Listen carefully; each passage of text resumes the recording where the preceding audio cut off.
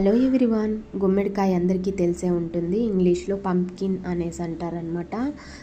ఇలా ఒక పీస్ని తీసుకొనేసి లోపల ఉన్న గింజలు గుజ్జునంతా క్లీన్ చేసుకొనేసి పీసెస్ లాగా, మీడియం పీసెస్ లాగా అయితే కట్ చేసుకోవాలన్నమాట. ఇలా పీసెస్ లాగా కట్ చేసుకొని 2 టైమ్స్ పాటు వాష్ చేసుకున్న తర్వాత ప్యాన్లో పీసెస్ వేసుకొనేసి టేస్ట్కి తగినంత సాల్టు, వాటర్ వేసుకొని ఒక 5 మినిట్స్ పాటు ఉడికించుకోవాలి మెత్తగా.